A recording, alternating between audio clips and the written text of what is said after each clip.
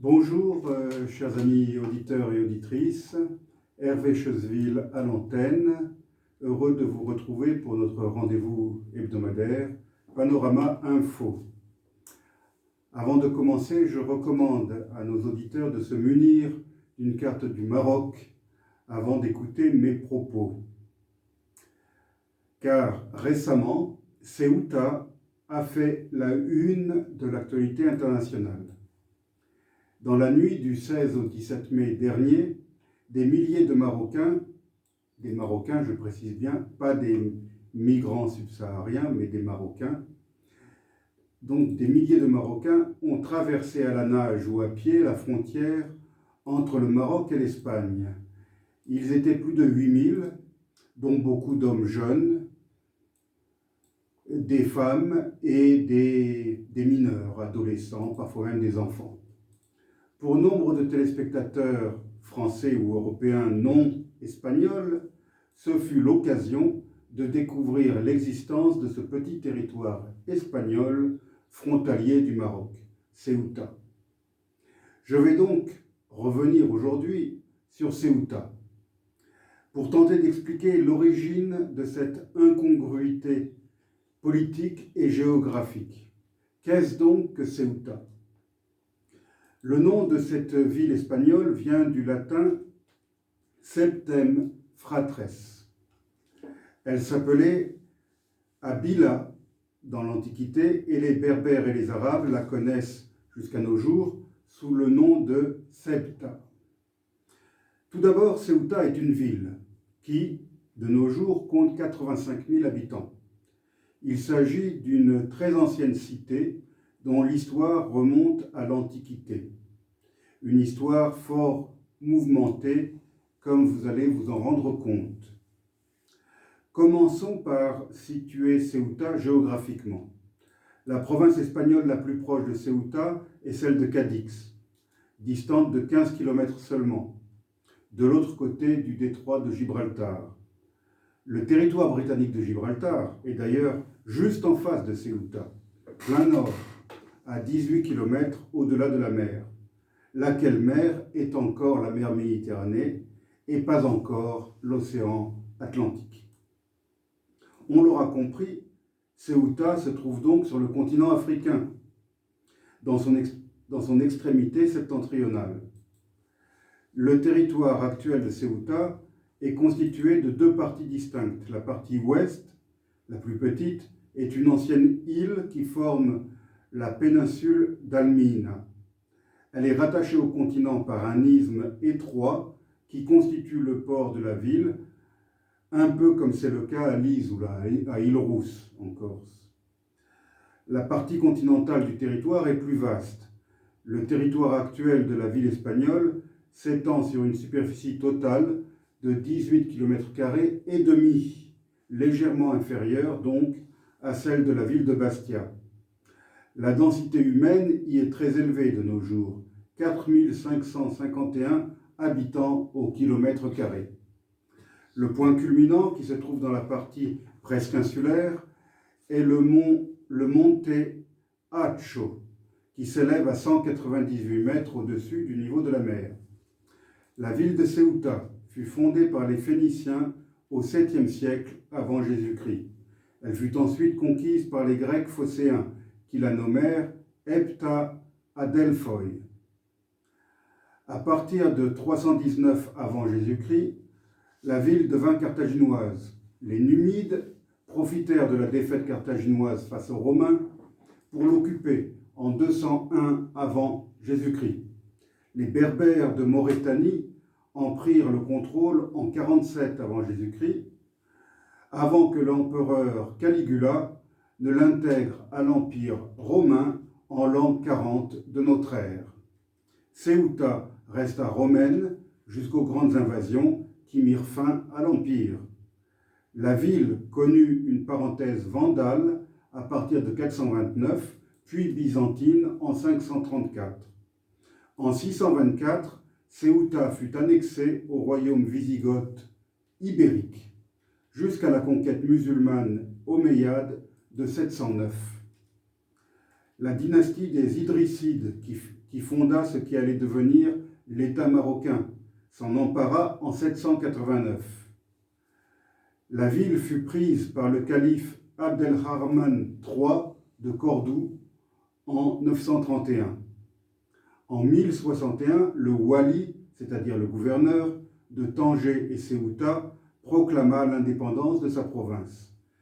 Cette indépendance prit fin lorsque la dynastie des Almoravides prit le contrôle de toute la région en 1084.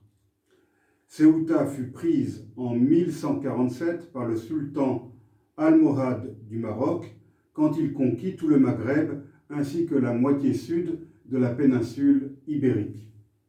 Entre 1233 et 1236, la ville fut brièvement indépendante avant d'être prise par la dynastie mérinide qui avait établi sa capitale à Fès.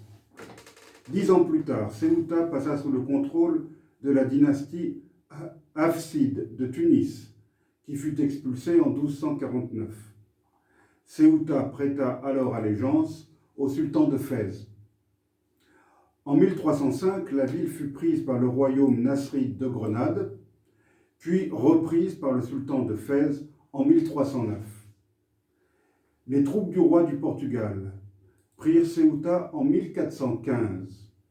C'est en 1469 qu'eut lieu une union dynastique entre les couronnes de Castille et d'Aragon pour former l'Espagne.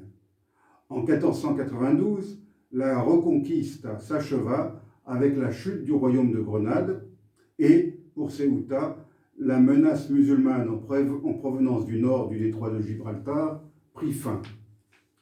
À la suite de la crise successorale du Portugal, une union dynastique des monarchies espagnoles et portugaises fut établie en 1580 et fut maintenue jusqu'en 1640. Le roi d'Espagne, Philippe II, devenu roi du Portugal, incorpora les possessions portugaises au royaume d'Espagne. Entre 1694 et 1724, la dynastie alaouite du Maroc lança une grande offensive pour prendre les villes espagnoles et portugaises de la côte atlantique, mais échoua devant Ceuta. Cette dernière fut attaquée par l'Angleterre en 1702, qui finit par s'emparer de Gibraltar en 1704. Une guerre hispano-marocaine de 1859 à 1860 fut gagnée par l'Espagne, ce qui permit d'agrandir le territoire de Ceuta ainsi que celui de Melilla, plus à l'est. En 1925, Ceuta fut séparée administrativement de la province de Cadix. En 1995, le territoire obtint le statut de ville autonome au sein du Royaume d'Espagne. Les citoyens de ce petit territoire élisent depuis lors une assemblée de 25 membres pour un mandat de 4 années. Le président de cette assemblée préside le conseil de gouvernement et exerce le rôle de maire.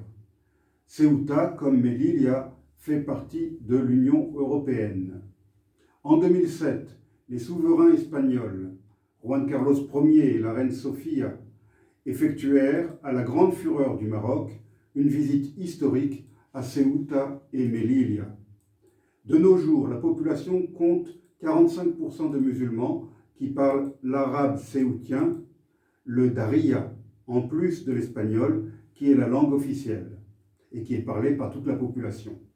Il existe aussi une minorité juive qui parle le judéo-espagnol. En application de la Convention franco-espagnole de Madrid du 27 novembre 1912, le Maroc fut divisé en 2 zones d'influence distinctes. Le protectorat français s'étendait sur la majeure partie du territoire marocain, alors que l'extrême nord et l'extrême sud fut attribué à l'Espagne. Au sud, la zone espagnole était constituée d'une bande de territoire jouxtant la frontière nord du Sahara espagnol. La zone septentrionale s'étendait sur une superficie de 21 000 km² bordant toute la côte méditerranéenne et du détroit de Gibraltar du Maroc. Elle était constituée du Rif et du Habt, à l'exception de l'enclave de Tanger qui devint une zone internationale à partir de 1923. Les possessions espagnoles de Ceuta et de Melilla se retrouvaient ainsi connectées à un vaste arrière-pays. Un mois après que le Maroc eut obtenu son indépendance de la France, le 2 mars 1956, l'Espagne restitua au Maroc sa partie septentrionale le 7 avril 1956. Elle conserva cependant la zone sud jusqu'en 1958. Mais elle garda Ceuta et ses autres possessions du littoral méditerranéen, jugeant qu'elle ne faisait pas partie du territoire sous protectorat. Il s'ensuivit une dispute hispano-marocaine qui se poursuit jusqu'à nos jours, puisque le Maroc, depuis son indépendance, revendique inlassablement Ceuta et les autres possessions espagnoles. Le Maroc les considère comme étant des reliquats de la colonisation des territoires occupés. L'Union africaine, l'Organisation de la Conférence islamique, la Ligue arabe et l'Union du Maghreb arabe ne les reconnaissent pas comme territoire espagnol et ces organisations soutiennent la revendication marocaine. Cependant, ces territoires ne font pas partie des territoires non autonomes en attente de décolonisation tels que définis par l'ONU. Quelles sont donc ces possessions espagnoles? Il y en a 5 au total, en incluant Ceuta. En Espagne, on les appelle plazas de soberanía, en français, lieux de souveraineté. Elles sont parfois appelées présides. Tous ces territoires sont sous la souveraineté espagnole et sont parfois également désignés par le terme d'Afrique du Nord espagnole. On distingue 2 sortes de territoires. D'abord, la première sorte est constituée des 2 territoires les plus importants, appelés plazas mayores. Il s'agit de Ceuta et de Melilla, qui, depuis que ces 2 villes ont acquis le statut de ville autonome, sont de moins en moins décrites comme lieu de souveraineté. Melilla est une enclave de 13 km² et demi seulement, en périphérie de l'agglomération marocaine de Nador. L'enclave de Melilla est établie sur la côte méditerranéenne du Maroc, sur la partie orientale et la plus méridionale du cap des Trois Fourches. Cette région est située sur la partie la plus orientale du Rif marocain. La ville de Melilla occupe le centre du golfe de Gourougou, du nom du volcan qui le domine. Melilla est située à 574 km de Madrid, à 208 km de Malaga et à 303 km de Rabat. Avant d'obtenir son statut d'autonomie en 1995, Melilla était rattachée administrativement à la province de Malaga. Sa population s'élève aujourd'hui à 86 000 habitants. La densité humaine y est donc encore plus élevée qu'à Ceuta, 6 400 habitants au kilomètre carré. Melilla a connu une histoire aussi mouvementée que celle de Ceuta. Le site fortifié a pour origine un établissement phénicien, l'antique Roussadir. Il fut ensuite occupé par le royaume de Numidie et par la Maurétanie, puis par la République romaine, l'Empire romain et l'Empire byzantin. Vers la fin du 7e siècle, la ville fut conquise par le califat islamique omeyyade. Le 17 septembre 1497, la ville fut prise par les Espagnols, un événement qui marqua ainsi le début des expansions espagnoles sur la rive sud de la mer Méditerranée. Occupation d'Oran, de Bougie, de Beaune, de Bizerte et de la Goulette. Depuis 1863, Melilla bénéficie d'un statut de port franc. Depuis 2009, la ville de Melilla est limitée par une frontière en forme de demi-cercle, matérialisée par un double système de grillage ponctué de miradors, l'ensemble ayant été financé par l'Union européenne. Le tout est sévèrement contrôlé par la garde civile espagnole, qui dispose d'un système électronique de détection. Cette frontière est percée de 3 points de passage vers le Maroc pour les véhicules et pour les piétons. Les raisons de cette frontière marquée par un rideau de fer en sont d'une part les permanentes tentatives de passage clandestin de populations d'Afrique, espérant atteindre l'Union européenne, et d'autre part, cette porte de l'Espagne est utilisé pour introduire en Europe des produits dérivés du cannabis et, depuis une période récente, la cocaïne sud-américaine transitant par les grands ports marocains, Casablanca en particulier. Cette frontière est cependant difficile à contrôler en raison d'un accord hispano-marocain datant du protectorat espagnol de 1912 sur le Rif et qui autorise les habitants de la province de Nador à la franchir en présentant seulement leur passeport sans visa. Inversement, les habitants de Melilla peuvent se rendre dans cette même zone en montrant leur carte d'identité établie à Melilla. Cet accord de réciprocité oblige la police de l'air et des frontières espagnoles à procéder à un contrôle systématique d'identité à la gare maritime ou à l'aéroport de Melilla pour tous les passagers, quelle que soit leur nationalité, qui veulent gagner l'Espagne, proprement dite, l'Espagne continentale. La ville est donc isolée. Elle est reliée par 3 mouvements maritimes quotidiens vers Malaga et Almeria, ainsi que par une dizaine de vols, eux aussi quotidiens, vers plusieurs villes de la péninsule ibérique. Comme Ceuta, près de la moitié de la population est musulmane. La pression migratoire est très forte, comme à Ceuta. Des émigrants africains tentent d'entrer à Melilla, qui fait partie du territoire de l'Union européenne. Pour cela, ils font des tentatives pour franchir la frontière, pourtant sécurisée par une double clôture de 6 mètres de haut. Certains y parviennent de temps à autre. Le 28 septembre 2005, plus de 800 clandestins prirent la clôture d'assaut et une centaine d'entre eux parvinrent à pénétrer sur le territoire espagnol. Passons maintenant à la seconde sorte de territoire de souveraineté espagnole. Il s'agit de 3 petites possessions appelées plazas menores, qui sont directement administrées par le gouvernement espagnol. Ce sont, d'est en ouest, d'abord les îles Zafarines, qui regroupent les îles du Congrès, Isabelle II et du Roi, à quelques dizaines de kilomètres de la frontière algérienne et à 46 kilomètres au sud-est de Melilla. Il n'y a que 200 habitants, des militaires et des gardes-côtes. La superficie de ce petit territoire insulaire n'est que d'1 demi-kilomètre carré. Ensuite, il y a les îles Al-Housemas, qui comprennent le rocher d'Al-Housemas, l'île de terre et l'île de mer. Ces îles sont situées à mi-distance entre la frontière algérienne et le détroit de Gibraltar. Il n'y a aucun habitant. Elles sont situées à 4 km seulement de la ville marocaine d'Al-Hoceima.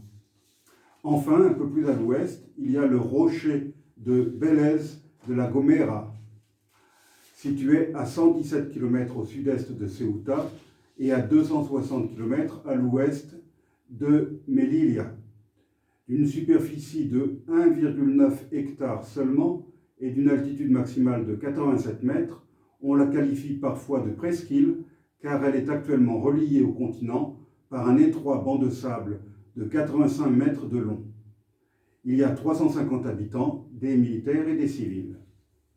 À ces 3 territoires minuscules, on peut ajouter l'îlot de Persil. Il est inhabité et est revendiqué par l'Espagne comme appartenant à Ceuta, bien qu'il n'apparaisse pas explicitement dans le statut d'autonomie de cette ville. L'îlot Persil, Isla Pereril en espagnol ou Leila en arabe, ne possède aucune habitation permanente. Il fut le théâtre d'une confrontation militaire entre l'Espagne et le Maroc en 2002.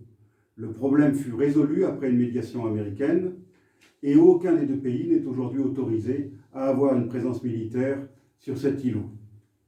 L'entrée massive de migrants marocains dans l'enclave de Ceuta le 17 mai dernier était en fait orchestrée par le gouvernement marocain. Comme la Turquie, ce pays utilise la question migratoire à des fins diplomatiques. Cette crise migratoire, sans précédent pour l'Espagne, est intervenue alors que les relations entre les 2 pays s'étaient envenimées depuis l'accueil en Espagne, fin avril 2021, du chef des indépendantistes sarlaouis du Front Polisario, Brahim Ghali, pour y être soigné du Covid-19. Ennemi du Maroc, il est notamment accusé par un opposant politique sahraoui, résident en Espagne, de détention illégale, de torture et de lèse-humanité. Rappelons que la question du Sahara occidental, province espagnole jusqu'en 1975, n'est toujours pas résolue.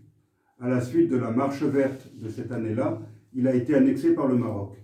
Cependant, le Front Polisario, soutenu par l'Algérie, continue à s'opposer à cette annexion depuis des bases situées autour de l'oasis algérienne de Tindouf. Jusqu'à la fin de son mandat, le président états-unien Donald Trump a reconnu, le président Donald Trump a reconnu la souveraineté marocaine sur ce territoire, probablement en contrepartie de l'établissement de relations diplomatiques entre le Maroc et Israël. Cette reconnaissance états-unienne a considérablement renforcé la position marocaine dans ce dossier. L'hospitalisation à Madrid du chef du Front Polisario n'est probablement qu'un prétexte trouvé par Rabat pour faire monter la pression sur l'Espagne et, à travers elle, sur l'Union européenne, en vue de l'obtention d'une telle reconnaissance de la part de l'Europe. Question migratoire ou pas, la revendication marocaine sur les territoires de souveraineté espagnole continuera à constituer une pomme de discorde entre le Maroc et l'Espagne. Cette revendication est à présent soutenue par les groupes islamistes et terroristes qui qualifient ces territoires de, je cite, « cancer infidèle chrétien en terre d'islam ». Mais peut-on réellement considérer comme des colonies Ceuta et Melilla, qui sont des villes espagnoles depuis le XVe siècle? La population des deux villes est d'ailleurs résolument attachée à l'Espagne et n'entend en aucun cas devenir marocaine. Cependant, la position espagnole sur cette question est affaiblie par sa propre revendication sur Gibraltar, territoire britannique depuis 1704, et dont la population, qui jouit d'un remarquable statut d'autonomie interne, n'entend pas devenir espagnole. Pour terminer cette explication quelque peu compliquée, si l'on n'a pas une carte sous les yeux, je vous propose, chers auditeurs, en vous disant au revoir, d'écouter l'hymne de Ceuta.